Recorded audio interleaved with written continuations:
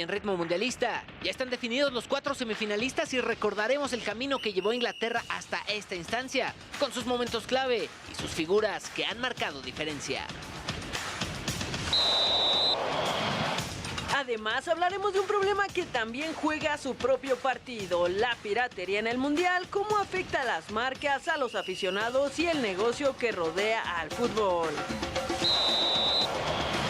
Descubriremos por qué la alimentación es tan importante para los futbolistas durante el Mundial, qué comen, cómo se recuperan y por qué cada detalle puede hacer la diferencia dentro del terreno de juego. Las historias, el análisis y todo lo que tienes que saber de la máxima fiesta del fútbol está aquí. ¡Comenzamos!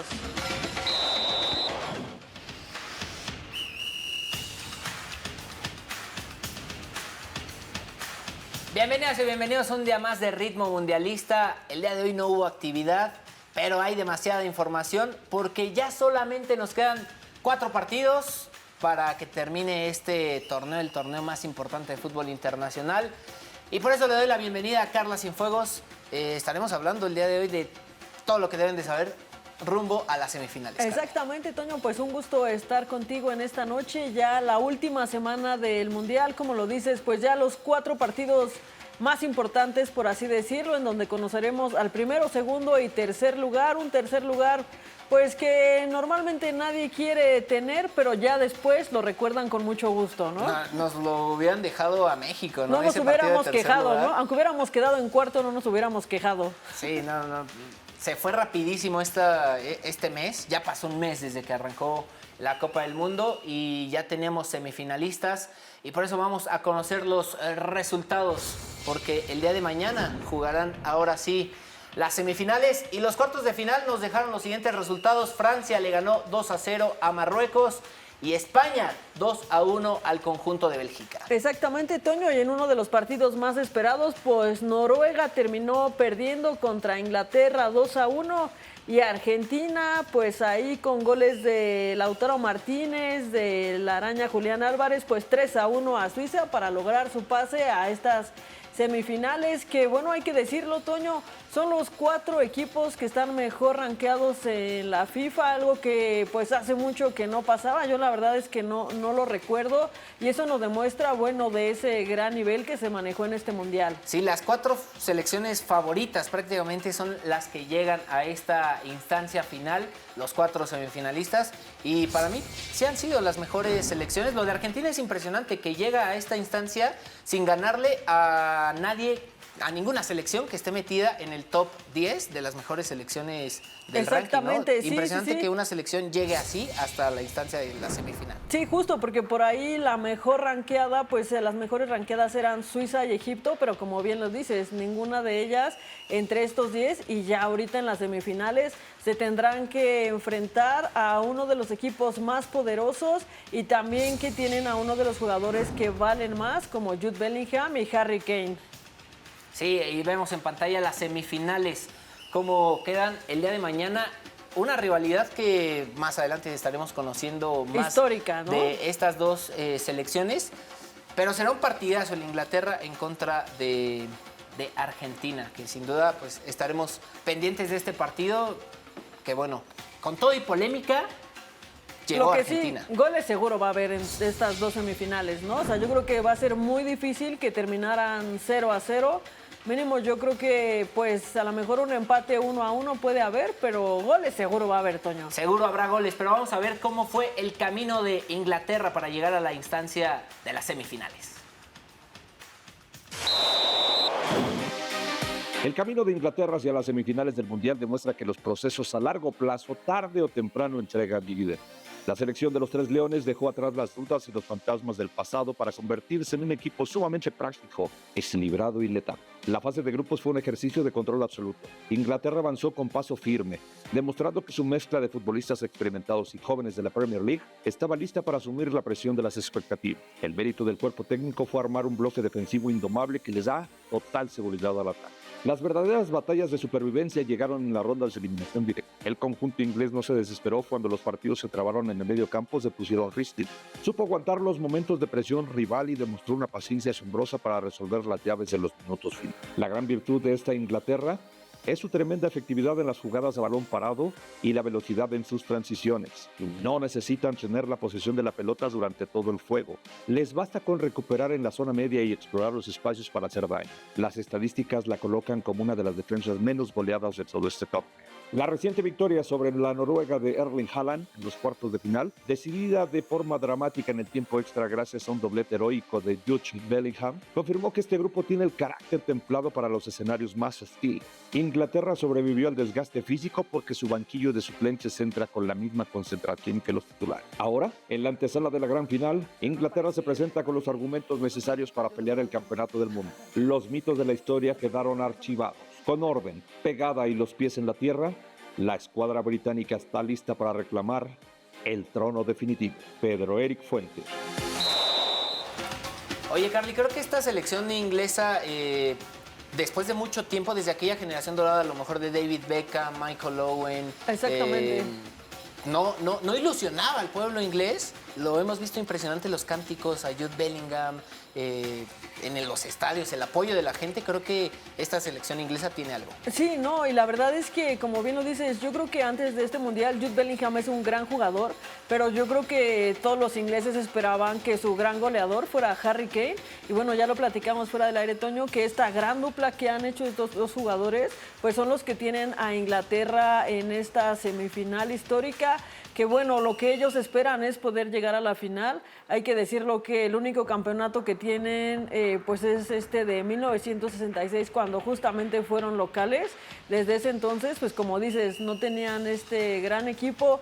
Por ahí, pues cuando jugaba David Beckham, tampoco tuvieron mucha suerte, ¿no? Hay que decirlo. Y más que son los inventores del fútbol, de este deporte, ¿no? Exactamente, sí, del fútbol moderno como lo conocemos. Entonces, ojalá para toda la afición inglesa, que sabemos pues cómo son, que yo creo que Toño algo va a ser en este partido de semifinales, un gran duelo también en las gradas, ¿no? Con dos grandes aficiones. Sí, oye, la afición argentina con los asados, con cómo han metido este color latino en estas últimas instancias, ha sido también espectacular. Exactamente, Toño, pero bueno, pues no sé cuál sea tu grupo favorito de rock.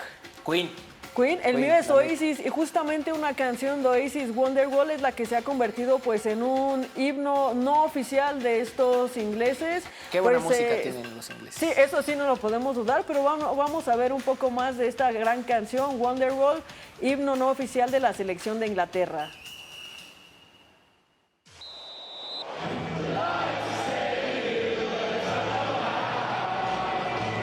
La canción Wonderwall de Oasis se convirtió inesperadamente en el himno no oficial de Inglaterra durante el torneo de fútbol 2026. Este clásico noventero desplazó a temas tradicionales como Sweet Caroline para ser el nuevo amuleto británico. Todo inició cuando la Federación Internacional del Fútbol pidió registrar 3 canciones para reproducir en estadios. La asociación inglesa eligió un tema como Hey Jude, Sweet Caroline y la pieza de Oasis. La estrategia buscaba otorgarle una identidad musical única y propia a su delegación deportiva. Se evitó así repetir temas festivos comunes seleccionados usualmente por el resto de los países. El detonante viral ocurrió tras la contundente victoria de Inglaterra 4-2 contra Croacia en Dallas. Al sonar los acordes del clásico de 1995, los futbolistas rompieron el protocolo de forma inmediata.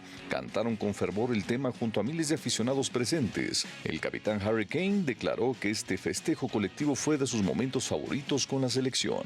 Expertos señalan que la ambigüedad de la letra permite proyectar sentimientos de esperanza o consuelo. Además, el reciente regreso de Oasis a los escenarios revitalizó la fiebre por el Britpop noventero. De este modo, una balada nostálgica terminó uniendo a un país entero bajo un mismo canto. La afición británica mantiene viva la ilusión musical de levantar la ansiada Copa del Mundo. Gerardo Meléndez.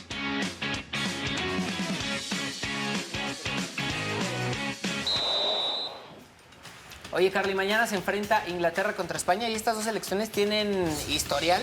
En los últimos 2 encuentros oficiales, contra Francia, los ha ganado España. Hablamos de la final de la Nations League y también de la Eurocopa que se la llevó España. Conozcamos la historia de la rivalidad entre estas dos naciones.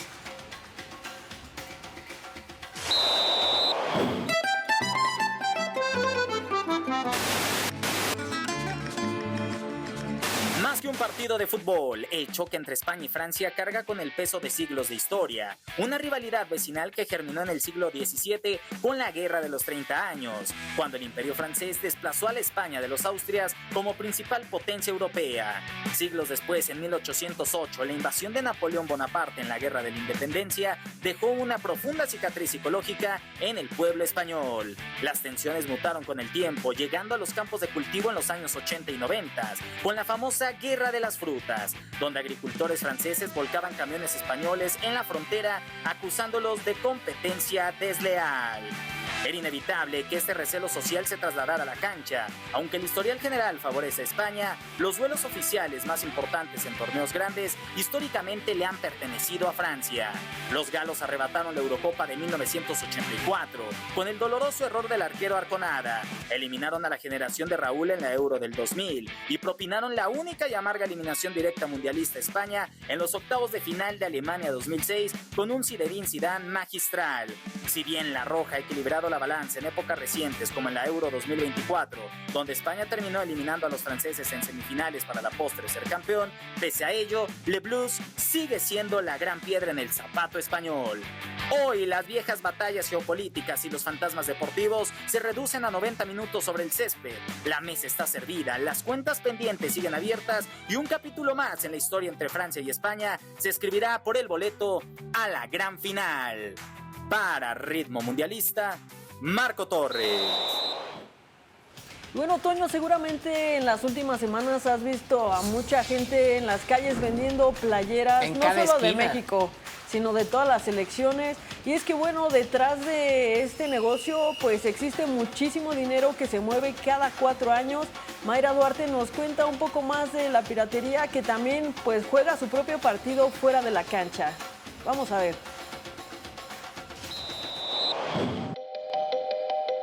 El Mundial 2026 no solo disparó la pasión por el fútbol, también la compra de la mercancía pirata relacionada con el torneo. De acuerdo con la CONACO, este comercio ilegal mueve cerca de 63,000 millones de pesos al año en México. Entre los productos más buscados aparecen playeras, balones, gorras y souvenirs con logotipos del Mundial y de las selecciones participantes. Por ello, las autoridades reforzaron los operativos en las 3 ciudades sede. En Ciudad de México, los decomisos se concentraron en Tepito y el Centro Histórico. En Guadalajara, la vigilancia aumentó en el Mercado San Juan de Dios y sus alrededores, mientras que en Monterrey, el blindaje se mantiene en el estadio BBVA y el Fan Fest del Parque Fundidora para evitar la venta de artículos apócrifos. En los últimos meses, el Instituto Mexicano de la Propiedad Industrial reportó el aseguramiento de más de 100,000 productos falsificados, con un valor superior a 23 millones de pesos, además de un incremento de 3,500% en los decomisos respecto a años anteriores. Y es que mientras millones de aficionados buscan llevarse un recuerdo de la Copa del Mundo, la mercancía pirata también encontró en el torneo una oportunidad para hacer negocio. Para Ritmo Mundialista, Mayra Duarte. Ahí está, pues lo importante era traer la verde bien puesta y apoyar a México, ¿no? Exactamente, o cualquiera de las 3, ¿no? Sí. Oye, mucho se ha hablado de los hábitos y las rutinas que tienen los futbolistas, el caso de Haaland, el caso de Marcos Llorente de España, pero vamos a conocer la importancia de la alimentación en los futbolistas. Somos lo que comemos. La frase fue escrita hace más de 150 años por el filósofo alemán Ludwig Feuerbach, pero en el fútbol de élite sigue más vigente que nunca. Hoy las grandes selecciones llegan al mundial acompañadas no solo por entrenadores y médicos, sino también por nutricionistas e incluso chefs especializados encargados de diseñar la alimentación de cada futbolista. Y es que de acuerdo con el jefe médico de la FIFA, una buena alimentación no convierte a un jugador promedio en una estrella, pero sí permite que cualquier futbolista alcance su máximo rendimiento. La clave está en la personalización. No come igual un portero que un delantero, ni un jugador lesionado que uno en plenitud física. Cada menú se adapta a las necesidades, la posición y hasta el clima de la ciudad donde se juega. La comida por sí sola no gana campeonatos, pero en un torneo donde un detalle puede cambiar la historia, alimentarse correctamente puede convertirse en esa pequeña ventaja que termina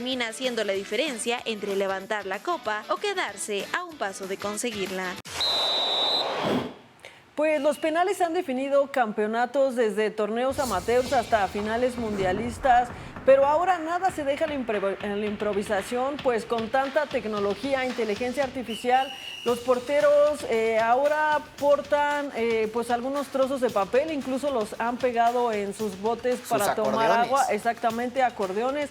Juan Carlos Flores nos cuenta un poco más de cómo se prepara una tanda de penales.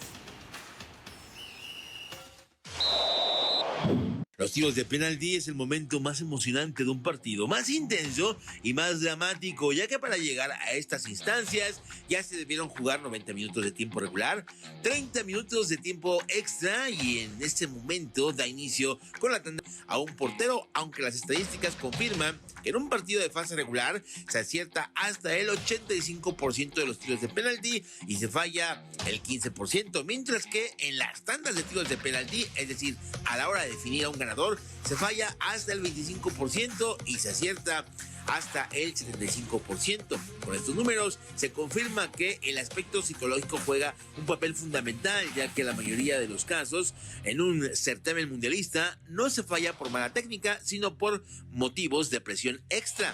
Para una tanda de penales, el entrenador pregunta a los jugadores quiénes se sienten en ese momento caliente. Son los mejores cobradores de cada escuadra. 3 mundiales han definido al campeón por la vía de los tiros de penalti en ese tipo de instancias. En Estados Unidos, 1994, con Brasil ganando, que superó a Italia. En Alemania, 2006, Italia que venció a Francia. Y más recientemente, a Francia. Para Ritmo Mundialista, Juan Carlos Flores. Oye, Carly, los benditos penales, yo siempre prefiero empezar a cobrar el penal. Sí, yo creo que es mejor, ¿no? Pero también ahí juega otra cosa, que si tú empiezas fallando, toda la presión es para tu portero. Sí, termina, ¿no?, ahí la presión. Oye, pero hay algunas selecciones que no portan los colores de su bandera en su uniforme. El caso de Italia, que lo reconocemos siempre vistiendo de azul. Pero vamos a conocer las selecciones que no visten los colores de su bandera en su uniforme. Hay detalles que pasan desapercibidos en cada mundial, pero que también cuentan una historia. Uno de ellos está en los uniformes. Muchas de las grandes selecciones del planeta ni siquiera visten los colores de su bandera. Aunque podría pensarse que cada país utiliza los tonos de su lábaro patrio, la realidad es que detrás de muchas camisetas existen razones históricas, culturales e incluso reglamentarias. Además, la FIFA define antes de cada partido los uniformes para garantizar que ambos equipos puedan distinguirse claramente dentro de la cancha. Aunque Italia no ha logrado clasificar a las últimas ediciones del Mundial, su tradicional camiseta azul sigue siendo una de las más reconocidas del fútbol. El color no proviene de su bandera, que es verde, blanca y roja, sino de la Casa de Saboya, la familia real que encabezó la unificación del país. Países Bajos también rompe con esa lógica. Su bandera es roja, blanca y azul, pero juega de naranja en honor a la casa de Orange-Nassau, símbolo histórico de la nación. Brasil cambió para siempre después del maracanazo de 1950. Hasta entonces vestía de blanco, pero aquella dolorosa derrota ante Uruguay dio paso a la icónica camiseta amarilla que hoy distingue a la pentacampeona del mundo. Alemania mantiene el blanco y negro heredado de la tradición prusiana. Japón hizo del azul su identidad futbolística y Uruguay convirtió el celeste en un emblema nacional tras una histórica victoria a principios del siglo pasado. Porque en el fútbol, los colores de una camiseta no siempre representan una bandera. Muchas veces representan la historia, la identidad y las raíces de todo un país. Para Ritmo Mundialista, Mayra Duarte. Bueno, y como ya es una tradición aquí en Ritmo Mundialista, es momento de conocer lo que pasa dentro y fuera de las canchas en las redes sociales. Vamos a conocer las virales.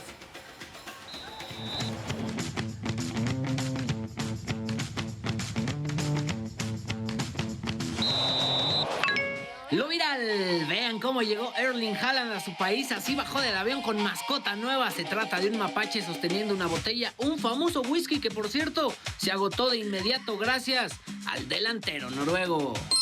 Y esta imagen es impresionante. Esto es la ciudad de Oslo. Así recibieron como auténticos héroes a la selección noruega. Apenas si podía circular el autobús, la afición reconoció la histórica participación de los vikingos, que no asistían desde 1998 la máxima cita futbolera. Y se hizo canon de las series al fútbol profesional porque debutó Cristo Fernández en la segunda división de Estados Unidos. El actor de la famosa serie Ted Lasso y su personaje Dani Rojas, el goleador, llegó a la vida real y el mexicano sumó sus primeros minutos con el Paso Locomotiv. No hay duda que el fútbol es vida. Oye, Carly, se hizo canon ahí el debut de Cristo Fernández, impresionante. Justo, ¿no? ¿Quién lo hubiera dicho de una serie al fútbol profesional? Un mexicano más jugando en el extranjero. Oye, y también dos futbolistas mexicanos que juegan en el extranjero y vaya que es la mejor dupla de centrales mexicanos. Ha sido Johan Vázquez y el Cachorro Montes, que por cierto coincidieron en Rayados de Monterrey. Vamos a conocer más de esta dupla mexicana.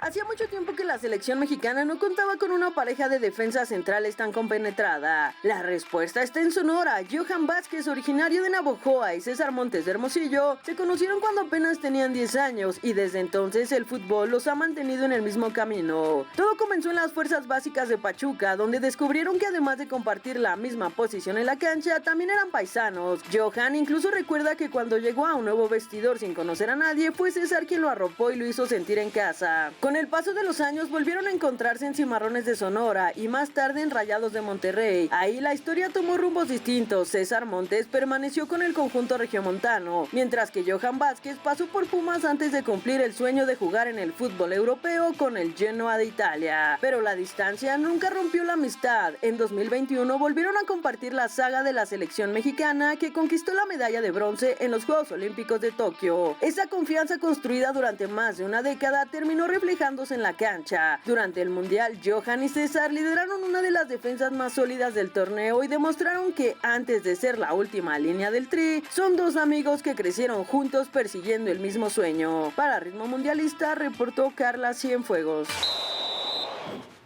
Y bueno, es momento de conocer quién, según ustedes, de acuerdo a sus votos, ha sido el mejor técnico hasta este momento. Y también vamos a conocer a los dos jugadores a seguir para las semifinales del día de mañana. Vamos contigo, Toño, al otro lado del estudio.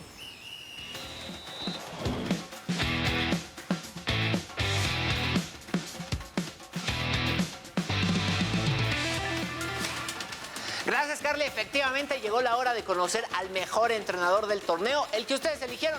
Las opciones del mexiquense, los 4 semifinalistas: Didier Deschamps de Francia, Luis de la Fuente de la selección española, Lionel Scaloni con Argentina y por supuesto Thomas Tuchel de Inglaterra. Y el favorito de la gente, quien eligió nuestro público, es Didier Deschamps. El entrenador francés lleva 14 años en el cargo, fue campeón del mundo como jugador y buscará su segunda Copa del Mundo como director técnico. Gracias por participar con nosotros y en esta encuesta. Y ahora sí vamos a conocer al futbolista que debes de seguir, los dos de la terna del mexiquense, porque se juega la primer semifinal, España contra Francia, y mucho ojo con el amuleto de España. Él es Mikel Merino, ha sido el revulsivo, 2 goles en los últimos 2 partidos y entrando de cambio en los últimos minutos. Criticada su convocatoria, pero es el hombre de confianza de su entrenador.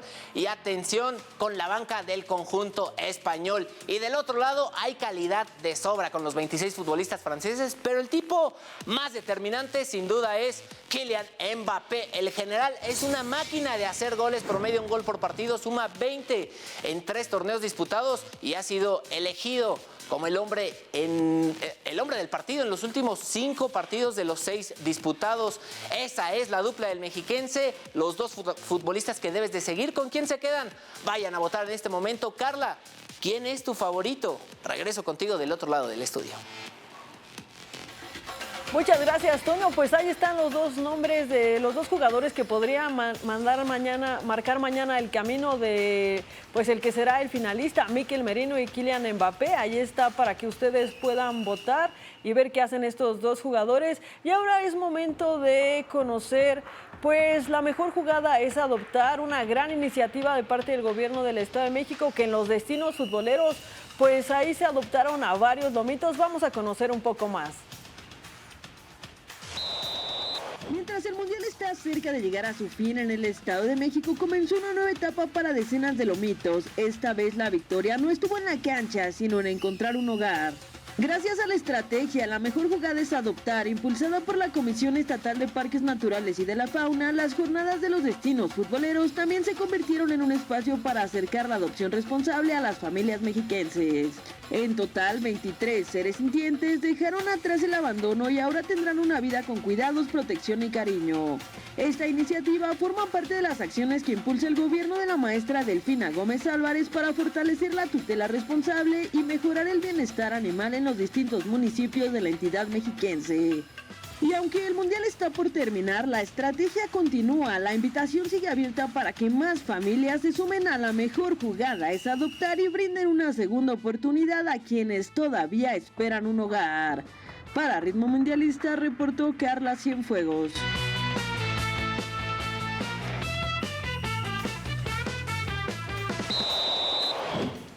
Gran iniciativa, Carlita, pero oye, es momento de conocer la agenda al principio de este programa. Lo que hemos esperado, ¿no? Eran 6 partidos. Lo que hemos esperado después de 100 partidos, Toño. Sí, 100 partidos, quedan nada más 4 y 2 son las semifinales.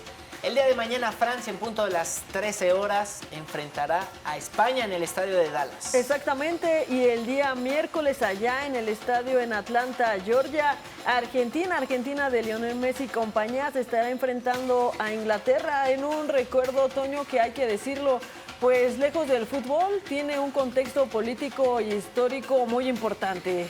Sí, sobre todo también en la cancha se han visto varias veces recordar una eliminación ahí en el Mundial del 2006. Cuando jugaba también David Beckham, que por cierto Scaloni jugaba en esa selección de Argentina.